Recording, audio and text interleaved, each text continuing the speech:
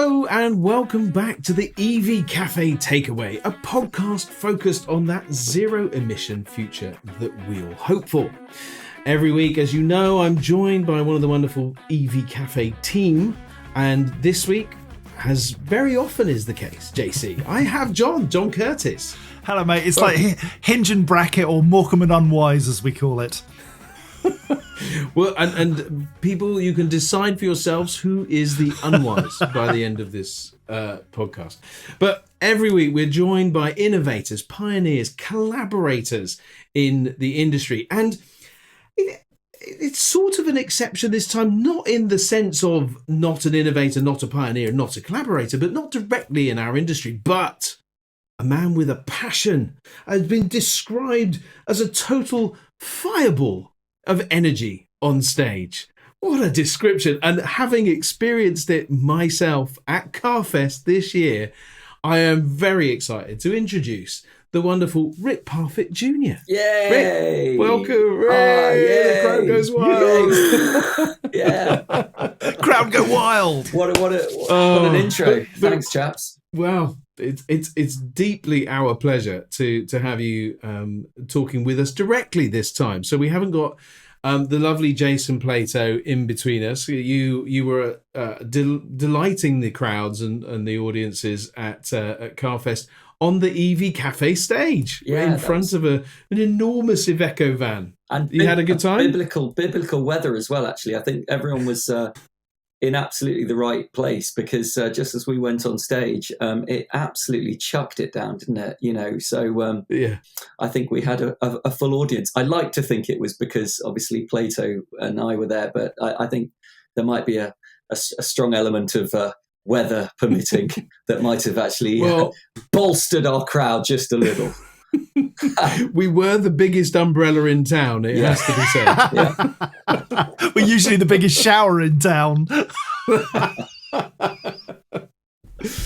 But Rick, listen, it's really kind of you to come and join us on the podcast, and we will get to why EVs. But for those, if you've been living under a rock, give us a quick description of Rick the man. What do you do? Gosh. Where do you come from, and all that kind of stuff?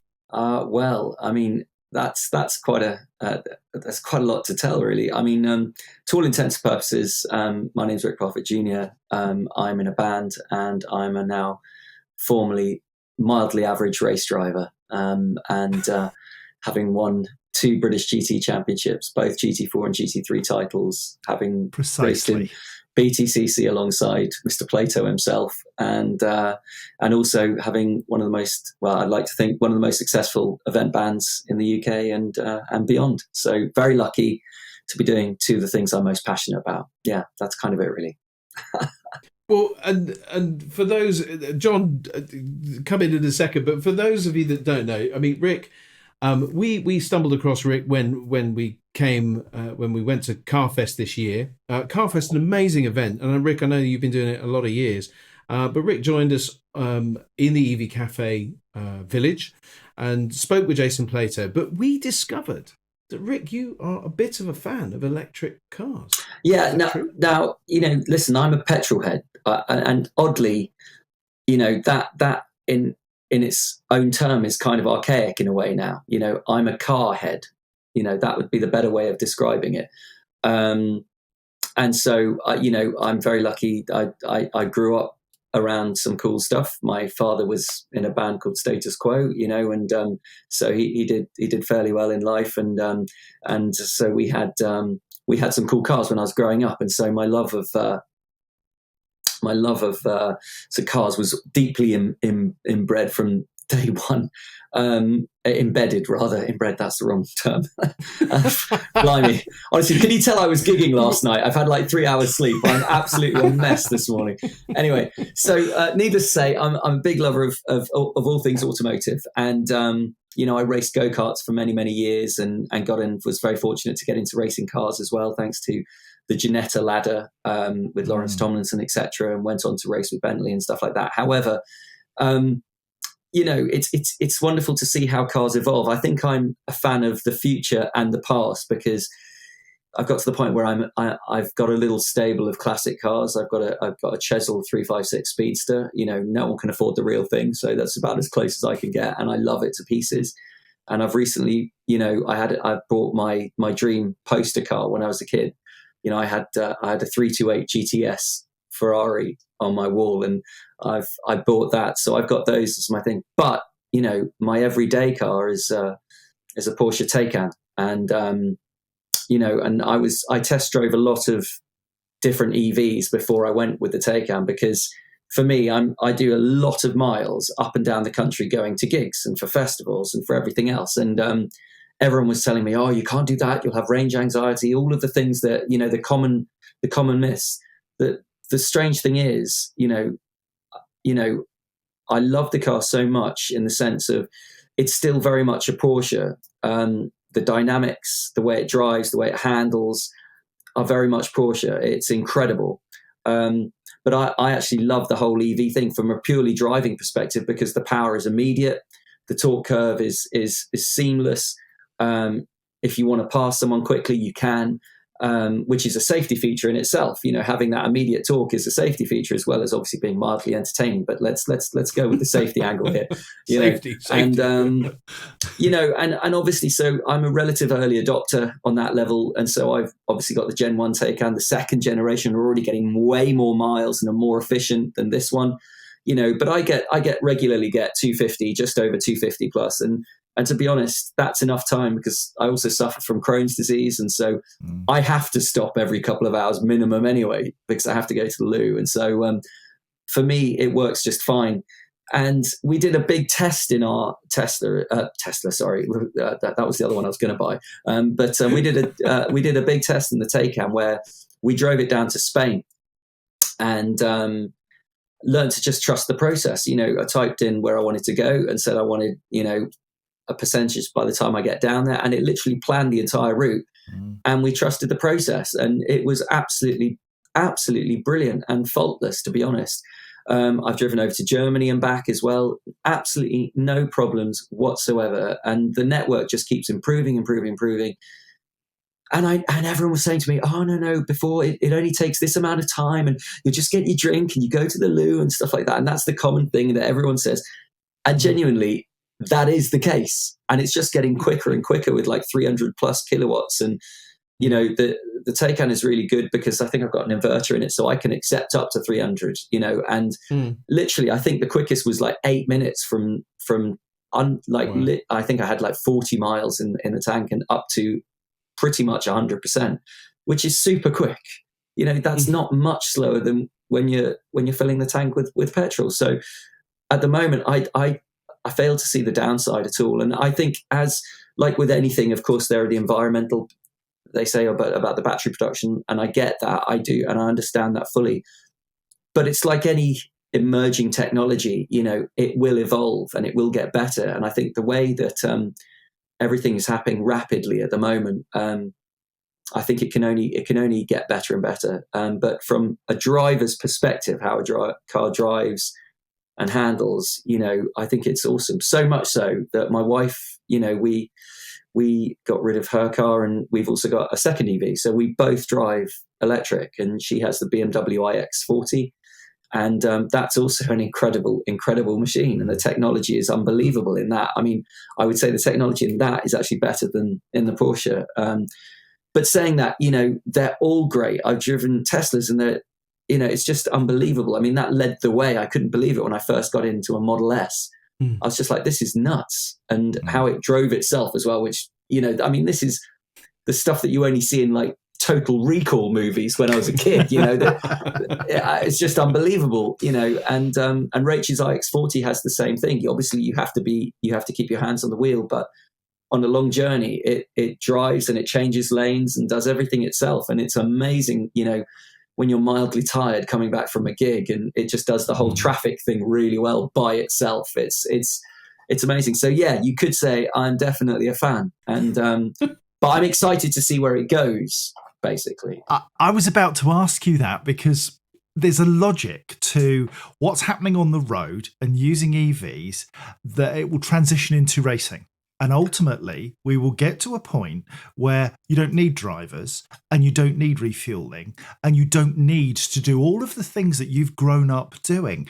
Does that fill you full of fear that we may have, essentially either PlayStation type controls or ultimately AI doing the racing for you, the driver? And isn't part of the whole point of racing, it is a test not only of machine, but of man or woman?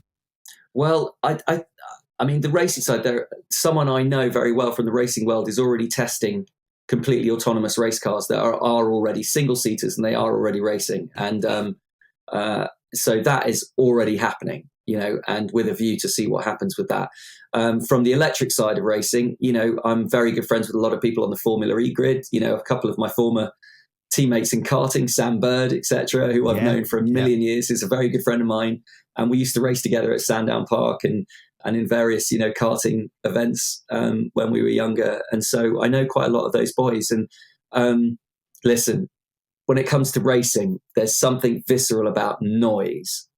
Mm-hmm. And that is the fundamental problem at the moment. I think that, Formula E is amazing and it's great. But when they're sat on the grid and you have to have a DJ pumping music, to create atmosphere, I don't know. I mean, that's the problem at the moment purely from a racing side. And you could also say when people criticize EVs saying that they've got no soul because of the noise and the engine and mechanicals.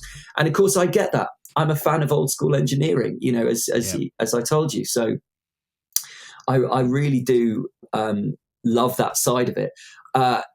Obviously there's chat of hydrogen, and potentially I think that could probably be a very good alternative to batteries, to be honest. And that could solve a lot of issues on that level, because the combustion engine would keep going. It's the most, isn't it, the most, abundant source on the planet. So, I mean, if they could make that affordable, I think that would be a good way. I think personally as well, I do think that the manufacturers are slightly worried from an EV perspective, because of course they don't really need servicing, You use less consumables, you use less brakes, you use there's a lot less. So from a car manufacturer's point of view, their parts department is probably suffering quite heavily at the moment. Absolutely. Because of course EVs are far more sympathetic on that level. There's far less mechanical moving parts. And so I don't know, but I'm guessing that potentially manufacturers would want to keep a combustion engine, or at least a combustion engine element. So perhaps hydrogen hybrid is potentially the way forward. I don't know. But I mean, there's a lot to discuss. You've pushed a button there. You've pushed a button there, Rick, because we love the hydrogen debate because there's a lot of very polarized views about that. And but I'm thoughtful because the noise is great. I mean, I love hearing V12 Aston or whatever it might be. Just kind of I love that sort of guttural sound. It is really great. But surely the Porsche piped sound or the Jag I-Pace, I mean, that's good enough, right? Can't they pipe that out? Yeah, but I mean the love, and I think it's a generational thing because we've grown up with stuff like this. So it's I think it's not just about the sound, it's because of what's making it and how it's being made. So and I'm putting my petrol head on here, like when you watched Formula One, now the cars don't sound anywhere near as good as when they had V10s. And the V10s, I'm very fortunate to be a BRDC member, a British Racing Drivers Club member. So I've been going to Silverstone for many, many years, and holy moly, the screaming V10s when they fired up, you could hear them the other side. So it was absolutely just spine tingling and amazing. And sadly, I think the cars in Formula One have got bigger and heavier and they're quicker, but I don't think they sound as much. For me, I think I saw an interview with Adrian Newey, and I totally agree, which is make them smaller, lighter, and go back to a screaming engine, whether that be a hybrid element, but attached to something like a V10 would be incredible. But that for me would be perfect. But I think there is another argument for sustainable fuels. Like I think Porsche have invested massively in creating synthetic fuels, which burn super cleanly, don't they? And so and so it's an interesting world from a car fan perspective, because you just don't know where everything's going to go at the moment. But like I said, we both love our battery powered cars, and everyone always goes, is the range going to decrease? And it does a little bit. It's you never get what their manufacturers state, that's for sure, right? And which you just live with. And obviously, when it gets colder as well, obviously the batteries definitely don't charge quite as much, but it's not as drastic as they say. So instead of getting 250, I'll probably get 230. So it's not the biggest deal from my perspective, but I do understand the fact that I'm lucky because I can charge at home.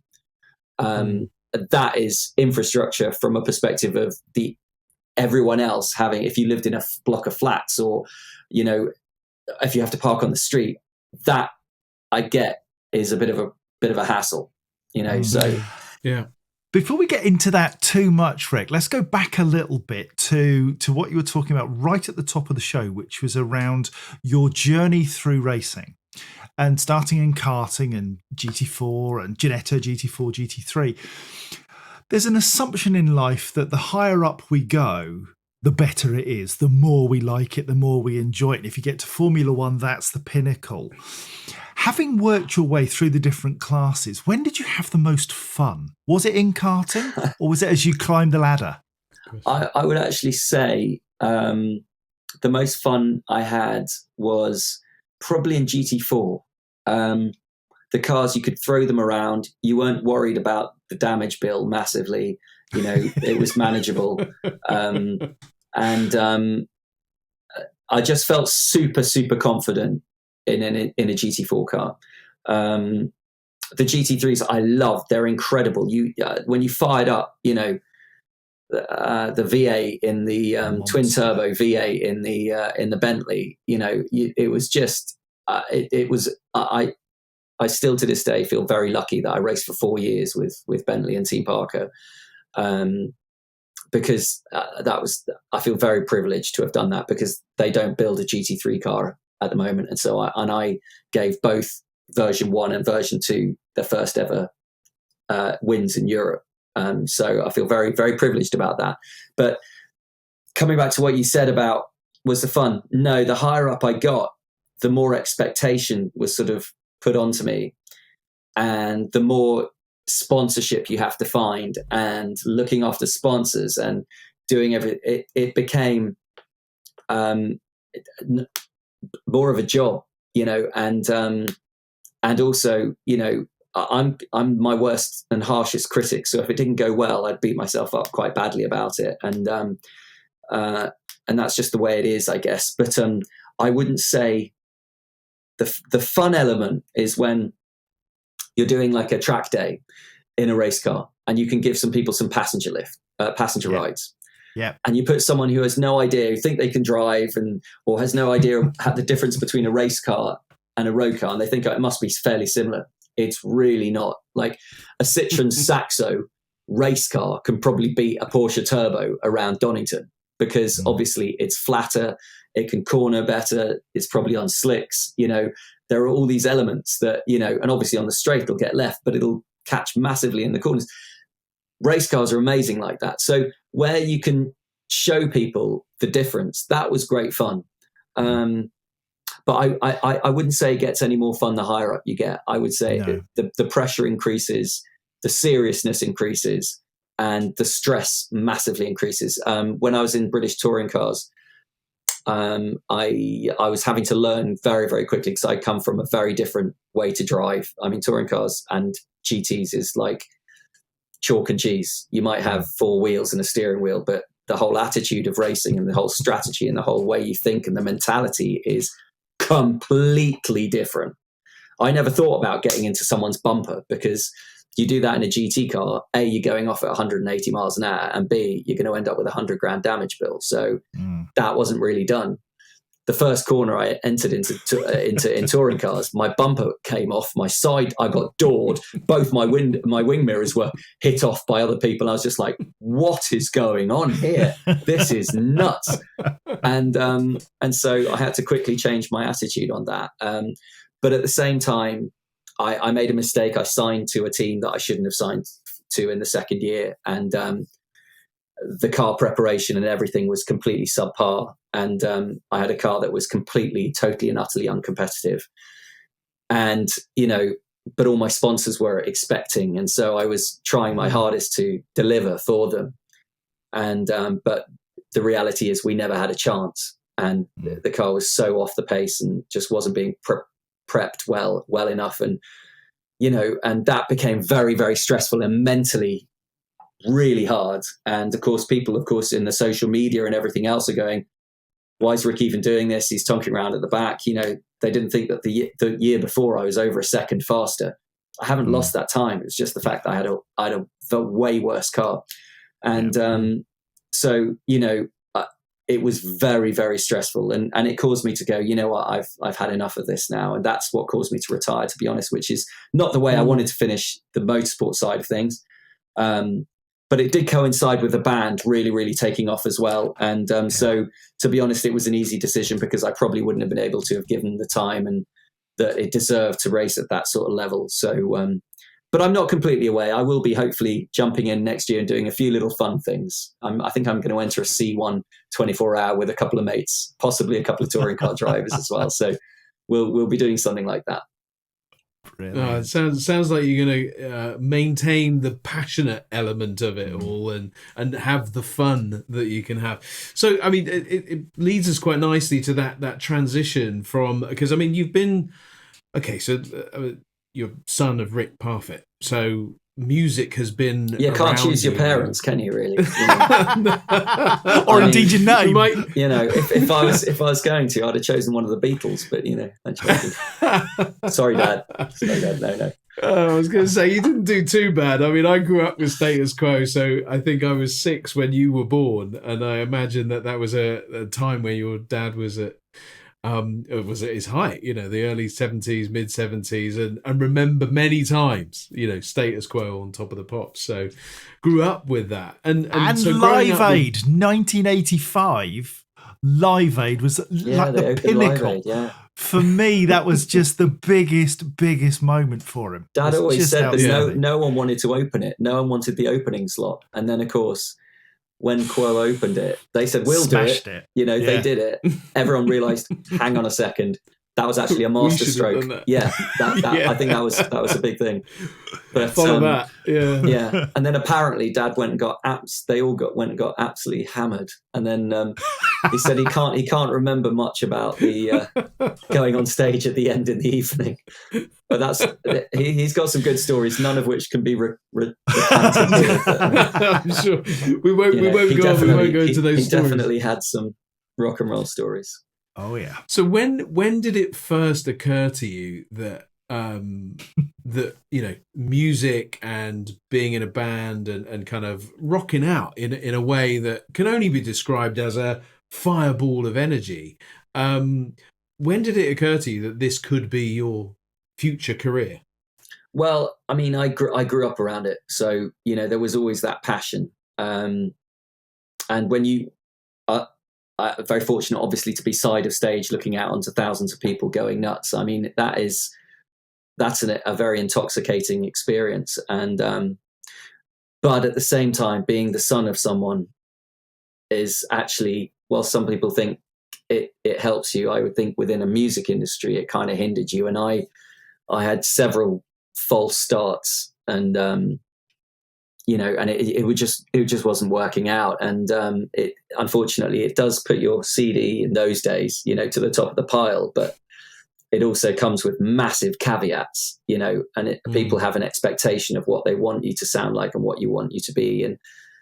And unfortunately, you're trying desperately to try and create your own persona, but it's very difficult when you've got someone who's very well known and has such a huge standing within the music industry. And so it's quite difficult as the son of or daughter of someone who's been successful. And I think that's not just true in music. I think that's true in business or any part of life, if one of your parents has been extremely successful, it can be quite difficult to actually create your own space, and so I went and got a normal job, and I worked in surprise, surprise, I cycled up the road in Teddington and got a normal job at Haymarket Publishing, and I worked on Motorsport News first, then Autosport Magazine, then Autocar Magazine, and then Autosport International, and then back to Autosport Magazine. For 12 years, I worked at Haymarket Publishing, so Heseltine was my boss, yeah. And my goodness. selling ads.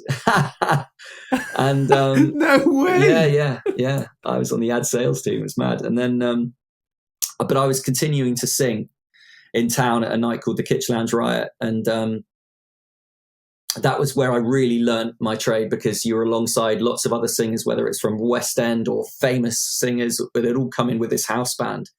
And it was quite a cult following night, and it was always rammed at the Café de Paris, where you had 800 people right in your face. So I got invited down. I just remember being so nervous, like incredibly nervous, and shaking literally, and my head going, "You don't know the lyrics to this song. You don't know the lyrics to this song." And I think I did "Let Me Entertain You" or something like that, or whatever. And and it was just, but this calm sort of came over me once I was on stage, and I went, right, I know what to do here. And did well, got everyone going, and then got invited back, and then got invited back again. And so I was becoming a weekly fixture there, and I ended up headlining because no one wanted to follow me, because I'd end up climbing the sides and jumping into people and just being, as you described, apparently a fireball of energy. And so no one really wanted to follow. And then the head of Audi was there, Audi PR UK, said, "Would you come and play this event we're putting on?" And he said, "You've got a band, haven't you?" I was like, "Oh yeah, I've got a band. Of course I have." And, sure, easy. Of course I hadn't got a band at all, and I hadn't got a set list or anything. And so I stole the band from the house band from the Café de Paris. I went, "Lads, right, we need to put a set list together. This is what I want to do. I don't want to be like normal, like function bandy. I want to bring an absolute rock show. So I want to do big tunes. I want to segue cleverly. I want to take the audience on a bit of a journey. Every song isn't just there because it's a good song. It's got to do what it needs to do at that point in time in the set. I call it set list science. I've always been very, very particular about this. And so we ended up doing it. We absolutely smashed it. And then that came in. We ended up doing that for the next 3 years. But at the same time, another gig and another gig came in, another gig, to the point where I was approached by management, and so I got management at those stages in event world. And I realized that actually corporate world was a good world to be in, because it meant I could still play with great musicians, do a great show, still be appreciated. But I didn't have to do the whole record label famous thing, and which is very difficult and was getting more and more difficult. And so I thought corporates is the way to go.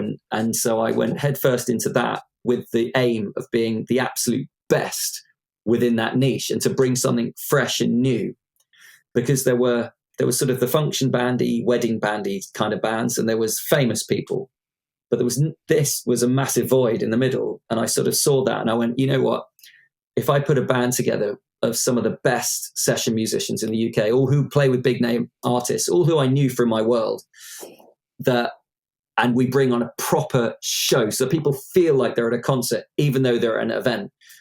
That was my sort of remit from the start. And it went a little bit nuts. I remember handing my notice in to my boss at Autosport, and I went, "I'm off to be a rock star." And they went, "Of course you are, mate. Of course you are. See you in 6 months." And to be fair, I thought they were probably right. I think I had like 3 gigs in the book, and I knew that I could eke the money out from those gigs. I had a big mortgage, looking back now, slightly more older and more wiser. Would I have taken that step? Probably not. But you do when you're a little bit impetuous. And I thought I knew I could eke the money out for about 3 months, if nothing else came in. But this is what I say to others, is that if you really want to make it work, you will work your nuts off and get on the phones, make sure your product is the best possible product it could possibly be, make sure that the clients rebook you, and and build your portfolio that way. And so that's what I did. And here we are nearly 20 years later, still one of the most sought after bands in the world for big corporate events. And oddly, now it's kind of, I've always shied away from the public side of things because I like the niche I'm in, and because of the whole dad thing, I've always tried to, fly a little bit under the radar. And so, we were getting such a bit of a reputation that festivals started to come knocking. And obviously our mutual friend, Mr. Chris Evans, went, I want you to come and play this. And we did Pub in the Park, and Chris saw us there and went, I want you to come and play Carfest. And obviously for me, that was like the holy grail from my perspective, because I mean, that's both my worlds encapsulated. So I was like, there could not be a better gig for me in the entire world ever. And of course we went on and did what we did, and bless everyone really embraced us. And it's gone a little bit nuts since then. We've opened the Isle of Wight this year for the second time, which was incredible. As a covers band, that what we're achieving is just bonkers. We're playing some of the biggest stages at some of the biggest festivals in the world, and it's just keeping going up. Next summer is already all booked up, because we've been told that we're the best party starters, and I'm happy if that's my niche, to come along, play a load of songs that everyone knows, but take them on a real journey and rock the hell out of them and get everyone ready for all the big name acts. Then I'm super happy to do that. So there we are. And Rick, I will just kind of throw my 2 pence in on this, because obviously not obviously, but for the first time I saw you at this Carfest, and I'd actually caught your video with Jake Callison, who we'll come on to in a minute, but online, and I'd seen that, and I'd seen that whole video, and thought, oh gosh, this is really cool. I don't really know these guys. But anyway, and then fast forward, there you were, and we had you on the on the EV Cafe Village. That was really exciting. Great to get to know you, and it was very clear, the real personality, and I could see that. So I'd said to Caroline, listen, we've got to make sure that we hot foot it down to make sure that we get to see Rick and the band. And it was about 2 minutes in, I think, where I realized, wow, what a genuine fireball of energy, whatever. But this is the point, though. You got that party started because it was pretty not sedate, but it was pretty sedentary up until that point. And then you just grabbed this audience by the scruff of the neck and gave them a proper shake. And by the end of it, I was like, nobody wants to follow that. Nobody wants to follow that. I think because didn't Chris say when we came off, I think his words were, Rick Parfitt Jr, the band no one wants to follow. Yes, or something like I that. think he did say exactly that.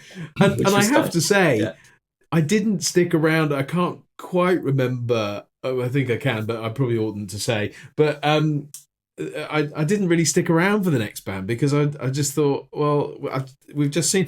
And so covers, but with personality. This it wasn't covers. No, it was RPJ band. We thank you. We change a lot. So, it's not the songs, we take the songs and then sort of, if I can sound mildly pretentious, we RPG them. So there are some songs like, that we play by The Weekend, like we play Blinding Lights by The Weekend, but you won't have heard that like we play it. I've turned it into a real rocker, chugger, ganga, ganga, ganga, ganga, ganga, ganga. I've been trying to go, and it turns into a real Blink 182 version of, Blinding Lights. And we introduce, completely rearrange it as well. I know some songs say it's sacrilege, but I'm always thinking about audience response. And so, I'm acutely aware of how you build energy and the call and response between band and audience. And so, we try and elicit excitement and light the fires. And so,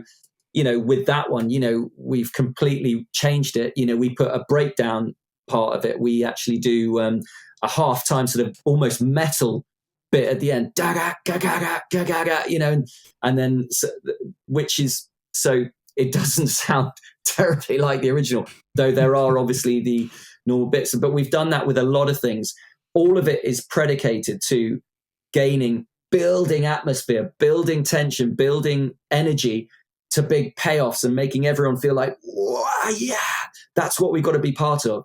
And so I guess that's what we kind of do is so we take songs and try and make them our own in a fashion, you know, and so I guess we straddle the line a little bit, you know, and of course I have the benefit of having some of the most amazing session players in my band, or who, you know, tour the world, and they are all phenomenal. And so I'm very lucky to have, I'd say, one of the best bands in the business, and which is good, because I've always said, if you're average, surround yourselves with people who are far better than you, and you'll be fine.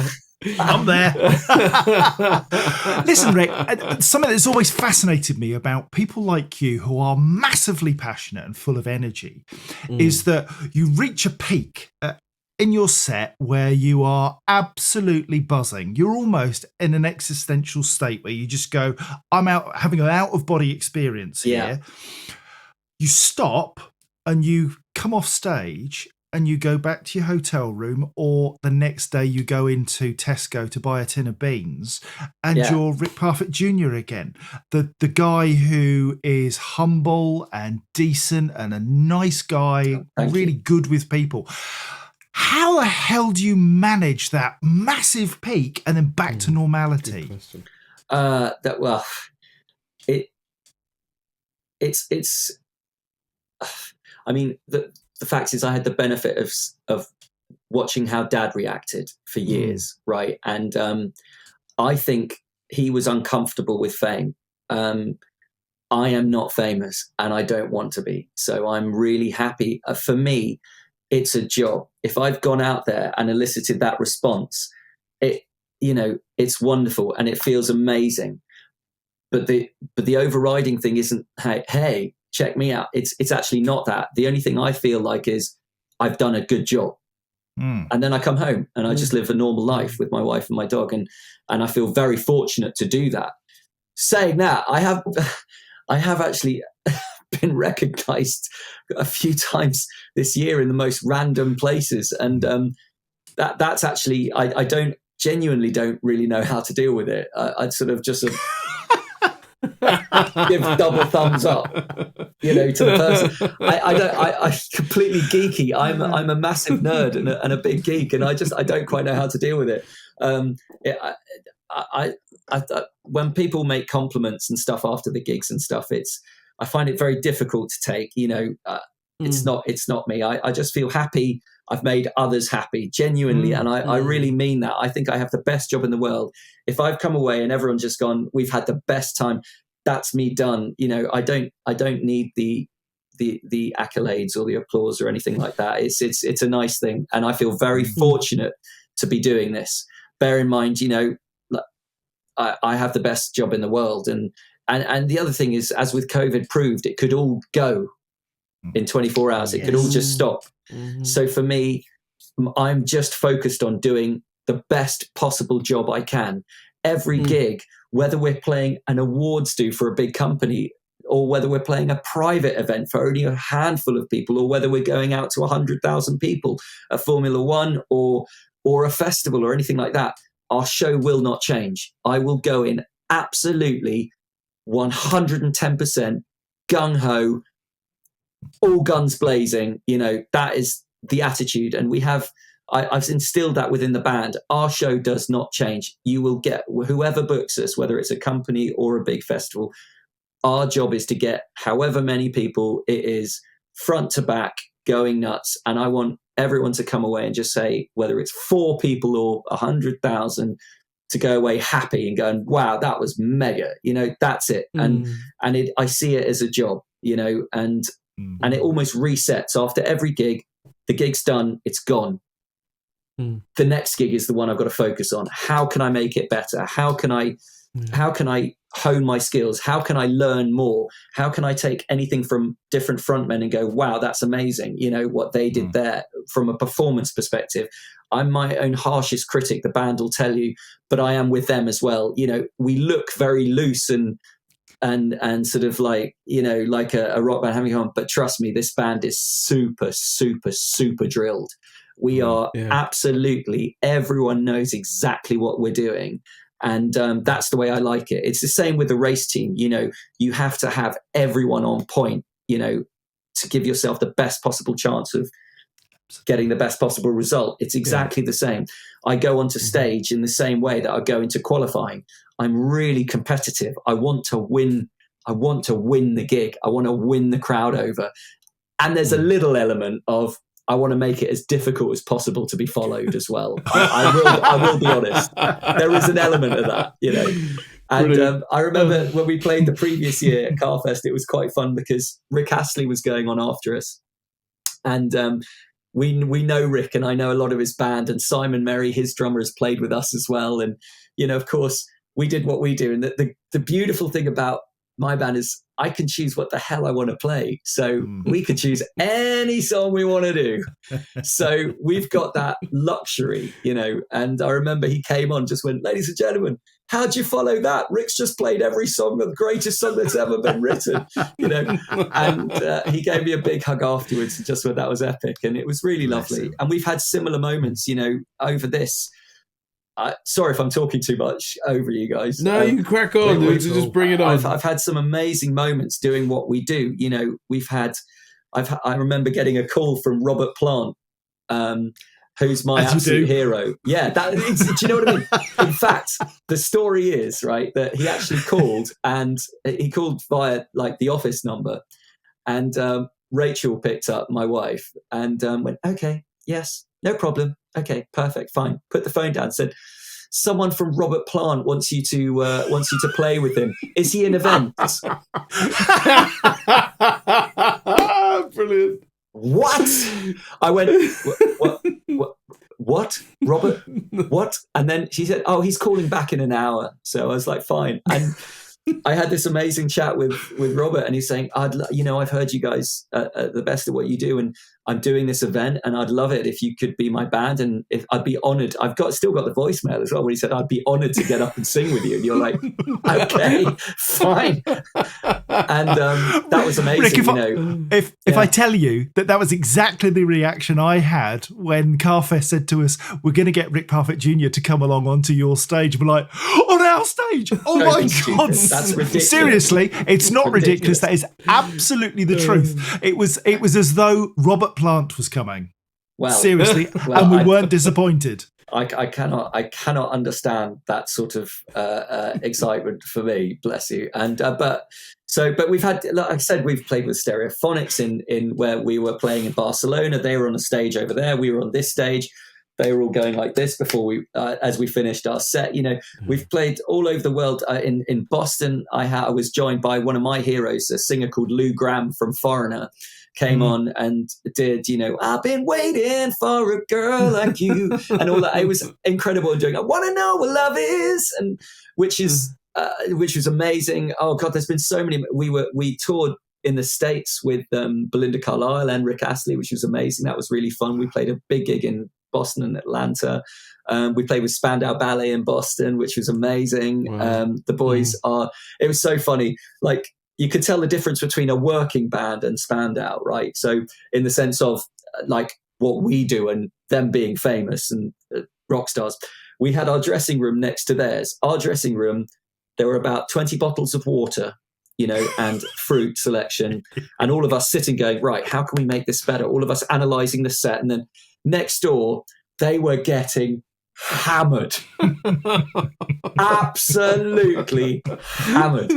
And you couldn't just, it was just the most wonderful gig. And at the end of our gigs, we went on actually after them, you know, Tony was waving, and he's a good mate. And so they all made their way through the crowd and climbed up, because they'd come rather from the back of the stage, they were in front. They all climbed up on stage, and then we ended up just just finishing the gig with all of us on. It was amazing. Honestly, there's been so many incredible moments doing this job that I feel very lucky. Anyway, there you go. But Rick, here's the question though, because you've said time and time again, like you're hard on yourself. You know, you're your harshest critic. You are really working hard to deliver a great solution, a great experience, great feeling for everybody in the room. But I mean, you would be forgiven for having grown up in the environment, you know, of people thinking. People could be forgiven for thinking, you know, it's all, you know, rainbows and unicorns, right? You know, as you grew up, and you grew up in this environment of your dad being, you know, effectively a global superstar as part of status quo, recognized on the street, you know, all of that kind of stuff. And you could be almost forgiven for being an arrogant little so-and-so because my dad is this. But this is not the man that we see. No. Why? Talk to us about that experience of growing up in that environment and how you got to be this person that we see. Well, God, today. I mean, how long have we got? The funny thing is that it's not as rosy as everyone thought. I didn't see my dad for 10 years, and let's not get into that side of it. There's a lot to tell on that side, and having a rock star as a dad has its benefits, but trust me, there are a lot of downsides as well from a family life perspective, which perhaps, you know, I didn't see him for 10 years except on the TV, you know, when mum and dad split up. So there's a lot to unpack here. And but at the same time, you're trying to create your own space. And I think there was a time when perhaps when I was living in London, I was trying to live up to this, what people expected of me to be, this rock star son, crazy party guy. And I probably played, I'm probably guilty that I played up to that a little bit because I genuinely thought that's what people expected of me. Because with the Crohn's and everything else, through all the years of being very, very ill and very, very thin, you know, no one noticed me, and I just became very insecure and insular.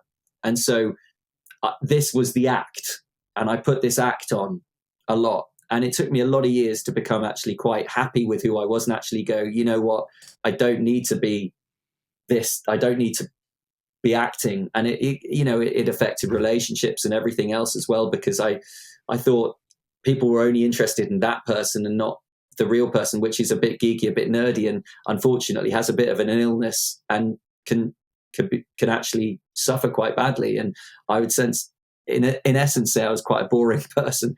But then I met my wife, and Rachel is one of the most incredible people I think I've ever met in my entire life. And she made me see that there was a future in actually just being me and not having to put on a show for anyone anymore.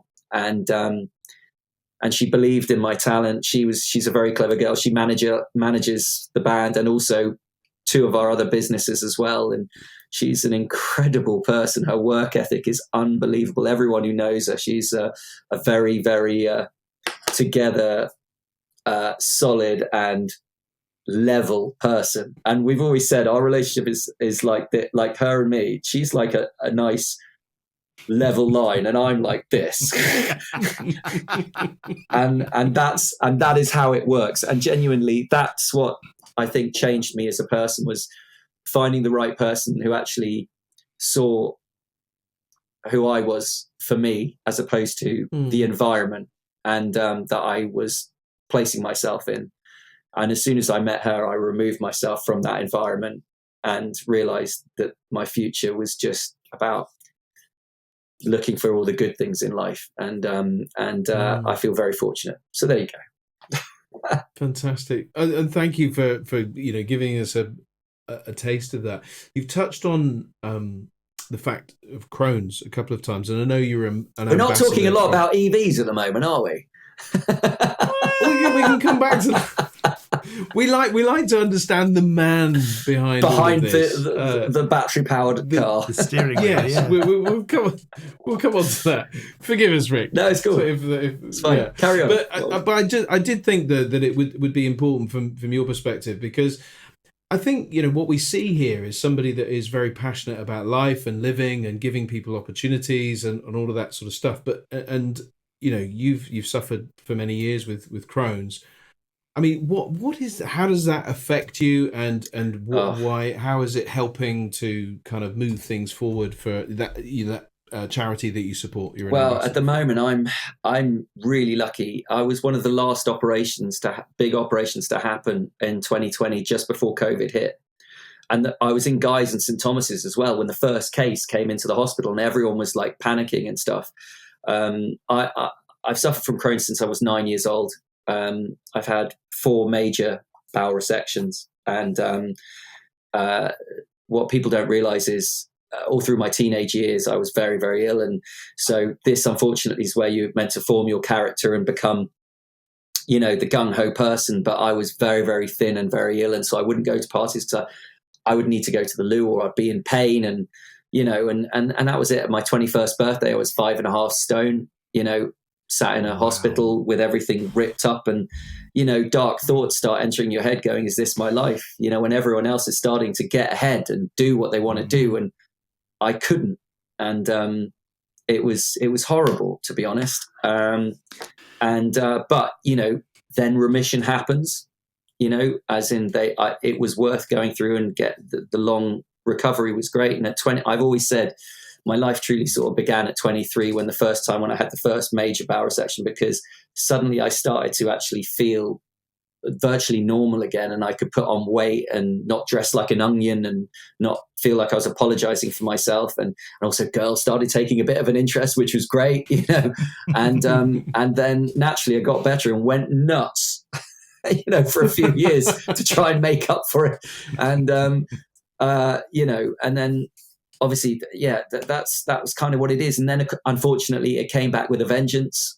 And in 2010, I had my second major op, and that was horrible again. And then in 2020, so it's almost 10-year cycles, and I've been lucky to avoid a bag. I was marked up to have a bag at the auriculostomy, as people know it, on my last one. And I was, you struggle with the mental side of that as well. But there are a lot of very inspirational people. So I was like, no, even though I'm an ambassador for Crohn's and Colitis UK, and I'm absolutely one that wanted to push out a message of, look, I've just won GT3, I'm standing on stage in front of thousands of people. You can all do this, because it gets you. What people don't realize is and I'm sure this is the same with a lot of other illnesses as well, is the fact that it's not just the physical disability side of it. It's also the mental thing that happens with it as well.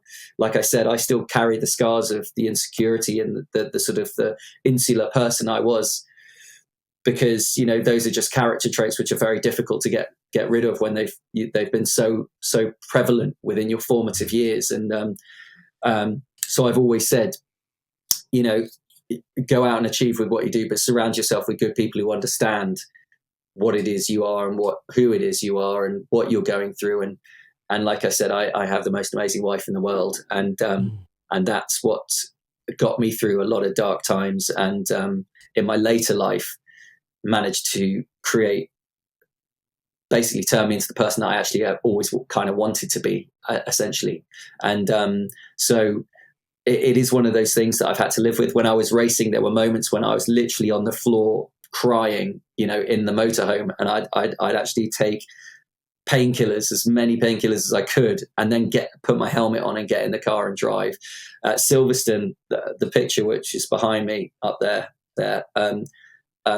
I remember I was very, very unwell that weekend. I was very weak, but Stuart Parker from Team Parker Racing, who's an absolute legend in racing circles, still the best team manager I ever drove for. He's incredible. He was so sympathetic. He said, all you need to do is do motorhome and car. I'll keep everyone else away from you. Just focus on these two things. We'll be with you. You can come in. So we devised a strategy where, because they knew how unwell I was, where we would run short in the first stint. We'd run the car light. We'd qualified second. I was always quick around Silverstone, but I didn't have a lot of energy that day. So we'd run a shorter stint and offset the stint. So normally the rule is you fuel for as long as you can, because it's a 3-hour race, but we did me for 20 minutes. And so gives me a little bit of a good chance, because the guy on pole was actually a silver graded driver. So, a pro to a certain extent. And I remember going around the warm-up lap, and you have to put so much energy into the tyres. They're big tyres on GT cars to get them up to temperature. And it's a long lap around Silverstone. And I was literally nearly puking up in my helmet. I felt so bad. And I knew as we came round, it's a rolling start, as we came round to the start line, I went, I haven't got the energy to be in a fight for half an hour with this guy. I haven't got the energy. I need to get away. And I was so ready. I felt so boom. And I got past him on turn one and just went like they're clappers. And probably one of the best stints I've ever driven in my life, came in and I put 9 seconds on him, which was massive. And of course, Seb, my teammate, a pro, went out on the second half, offset against the other bronze graded drivers, pulled all the time back. And so by the time I was against the pros, half the pros, I was still matching, just matching the pros. I was losing very little time to get these consummate professionals. And we won by over a minute. And still to this day, no one's ever won Silverstone 500 by that margin. And it was down to strategy and playing to the strengths and weaknesses, in my case, of maximizing the potential of both us and the car and everything else. And that was genius by Stuart and the guys, and Rich, who was our engineer. And I remember Mark Lemmer from Barwell, the Lamborghini team, came over, just shook my hand and went, that was genius, And since then, you've seen it as a strategy. Other people adopting it now. There are people going and fueling short. So I've gone, yeah, we did that first, man. Trailblazer. Yeah, so it was quite cool.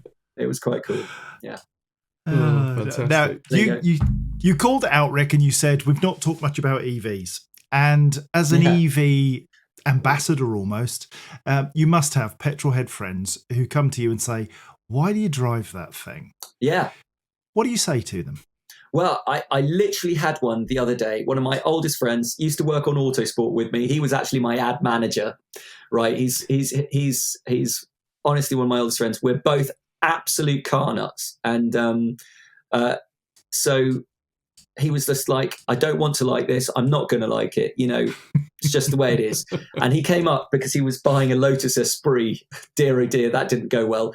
Bought it one week, got it 30 miles away. It broke down, trailered back to the guy. The guy said it's fixed, came up all the way from Surrey. So I live in Nottingham.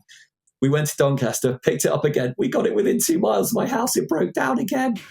And anyway, so it got trailered back. He said, that's it. And so I said, well, I'm driving down south to gig. So why don't we just stay at mine and we'll drive down together, And so that's what he did. And I said, you drive, because he always complains about getting car sick. So I was like, fine, you drive.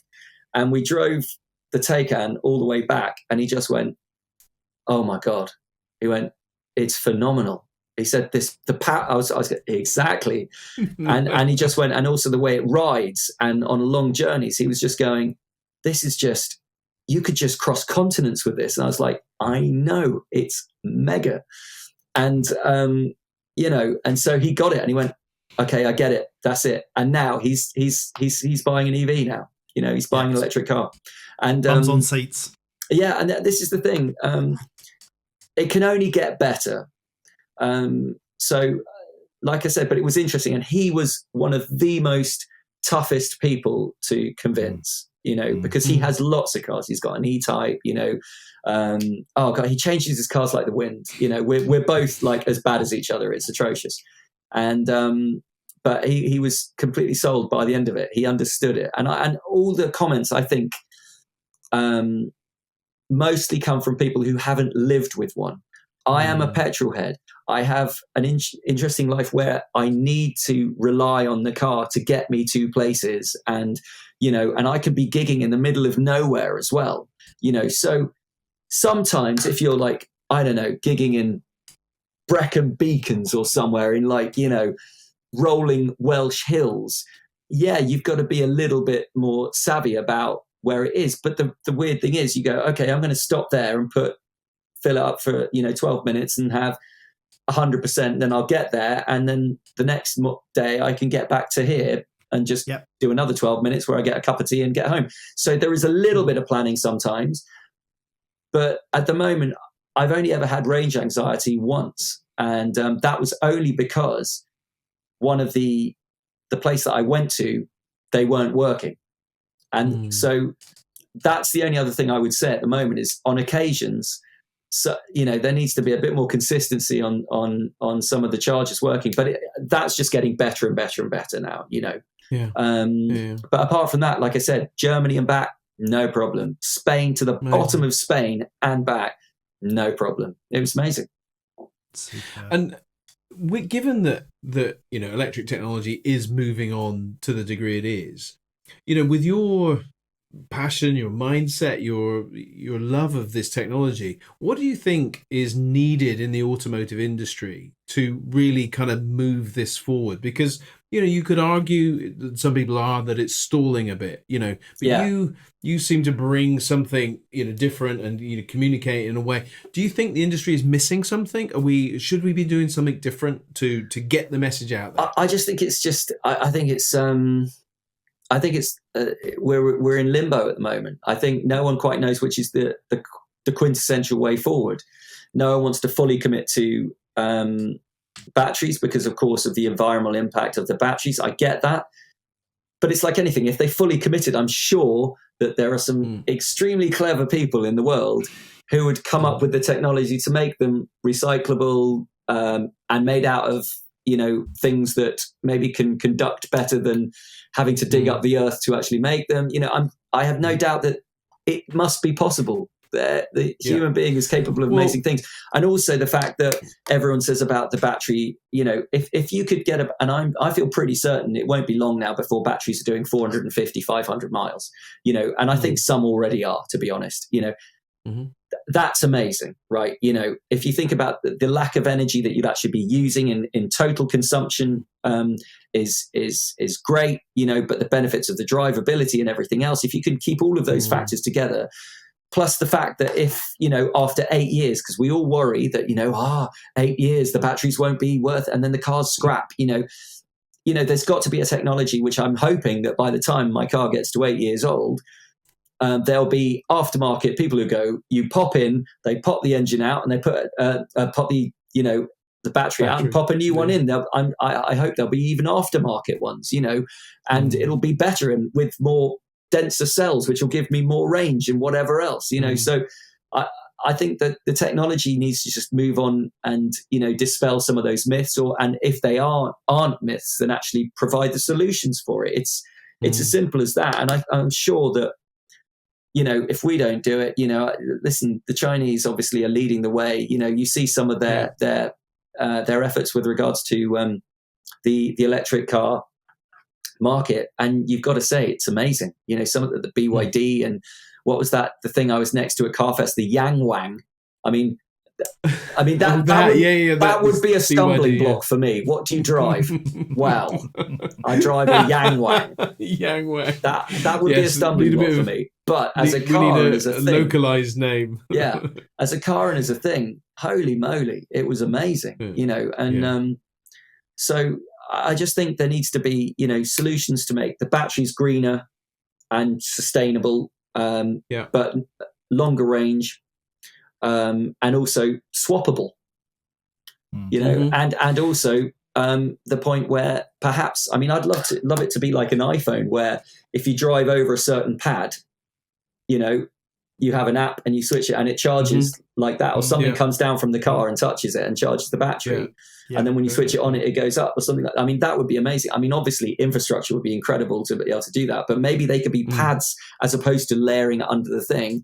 There could be universal pads put down, and that would be my world. I think that would solve all the problems of parking on the street as well. If there was this layer of stuff where your car just naturally went on and you could just press it and it would do it, it would be amazing. So I think, from someone who's completely untechnical, there have to be solutions, don't there? Exactly. So, and Rick, I'm with you. I'm not particularly technical, but if I can think it, somebody somewhere can probably do it. And the good news is, so new chemistries are already available, so that remove nickel, manganese, cobalt, all of those are out of batteries now, particularly BYD. We know that there's these pads, Nottingham City Council, actually, which is your home. They have a taxi rank, which has the charging points underneath the Yeah, No. absolutely. Is in the town. I need to go and see that. I don't know exactly where. I but do there's a know taxi rank we are one of in the centre first of town. cities to have an all EV lane, which is really cool in Colic. And trust me, at rush hour, there is no amount of smugness that can quite describe going, oh yeah, I'm going down here now. Yeah, see it. I do feel bad for all of a few seconds, but Nottingham is actually a class leading council as well. So there's a guy called Matt Ralph in the council there. So all those batteries that we've talked about, they are in a big container. They store the energy that they create from solar, put it into the containerized batteries, and then power the refuse collection vehicles that collect possibly even your rubbish, Rick. Yeah, I mean, it's perfect, right? There are solutions and which are much cuter. And, like you say, solar powered. My guitarist, a guy called Joe Webb, he's currently touring the States with some band called ELO. Apparently they're quite good. Joking. Absolute Jeff Lynne, total hero. We won't go there. And so although he's nicked two members of my band, but let's not go there. Joe and Shannon. But Joe has, after driving mine, he's now got an EV as well, and he's got an Ioniq 5, but he's also installed solar panels. And so he's figured that the mad thing is that he's actually, with what he's storing and using for the house and the extra stuff, he's actually charging his car for free. Yeah. So he's running a car essentially for free, which is amazing. So, and that's just a normal household, So you've got to say, there are cuter solutions out there. It can be done. Yeah. It can. And do you know what? That's the perfect note on which to say thank you. Rick, we've taken you all over the place, and I totally appreciate your willingness to come with us, because it's so important to hear about the people that are EV fans, and let's call you a normal person in terms of the EV Immensely. world. You've just gone on a journey. I'm going to disagree with you, humbly, of course, but I'm going to disagree. But this has been a real pleasure for us, and I know that those people that are listening will get a really very real world view of how electric vehicles fit into the almost any context, from a Ioniq 5 to the Taycan to the iX40. All of those things, and also just that simple understanding that things will change. We're going to look at the world with innovation in mind. Wireless charging. Who would know that it was actually available in your home? Can I just say one thing though? Go on. Depreciation of a Taycan is utterly ridiculous. Buy a used one. Buy a used one. What a bargain now! Oh my God! Don't buy a new one. No, well, sorry, Porsche. I love you and everything, but my God, it hurts. You just got to run it for longer, Rick. That's all. You just got to run it until it's a classic. Into the ground. Trust me, that car. Let me tell you. Anyway, there you go. But we could start a whole new podcast on the whole depreciation, used values, and all of those kinds of things. They are challenging, but opportunities, though. That's the thing. There are cars that you can get into. I mean, even if you look at it, we found that without finishing, it's like you look at the early Model S's, Teslas. Some of those have got free charging for life. Yes, and it's transferable, and the batteries aren't degrading as on a charge level as much as everyone was expecting. So you can get in for very little money into a Model S and yet charge it for free still. Yeah. And that is, and also, that the secondhand market is now establishing itself. So oddly, now is a great time before the market realizes where it's at, you can get secondhand bargains. I think all that have come off the company car lease schemes or all those sort of things, you can grab an absolute bargain. And I genuinely think, now is a good time to get into EVs because the infrastructure is mega, and especially when you hit to Europe as well, it's just mind blowing. In fact, I'd say a lot better than here. Sorry to say, and so get into an EV. Well, Rick, so we had a session on used electric vehicles this year at the EV Cafe on the stand. Maybe you'd like to join us for a session around discussing the value of used. You can give your own example. Well, I can't. Mine's worth nothing. Anybody want to buy it? I can neither confirm nor deny the fact that I might be back at CarFest next year. Oh. Yeah, we are in discussions. But if I'm there, I'd love to come and have a chat with you all. Well, we're in a similar place, Rick. We can neither confirm nor deny, but we'll see you there. Let's hope. Rick Parfitt Jr., an absolute delight and a pleasure. John, it's been a thrilling ride, hasn't it? One of the things that I love about Rick is that when people talk about communicating messages, they say, be real, be authentic. And you, my friend, are every bit as lovely on a call, face-to-face, when you're on stage, when you're meeting. And I saw a number of your fans come up to you and want photographs and autographs. You take time with people. You are an absolute gentleman, and I can't thank you enough. Oh, God. Thank you. That's very sweet. I can't take it, obviously, but that's very sweet. Thank you very much. Right. That's the sport that we enjoy. Thanks, guys. But Rick, listen, thanks so much. Pleasure. And everybody, please connect with Rick. I'm sure you're on Instagram, I know. Come see my band. Come see his band. Book his band. Even better than that. If you're thinking corporate event, thinking, these guys are the people. We're not fussy. We'll come. If you book us, absolutely. Birthday parties, I think there's probably an age limit. There's an age limit, right? There is. Anyway, cool. Been fantastic. Thank you. And do check out all the other podcasts that we have on the EV Cafe Takeaway on evcafe.org. And follow us on LinkedIn. Check in with Rick on whatever medium you can find him. Rick Parfitt Jr., amazing character. And we can only just advocate that wherever you get the opportunity, check this guy out. Absolutely. Amazing. Over and out, everybody. Have a great day.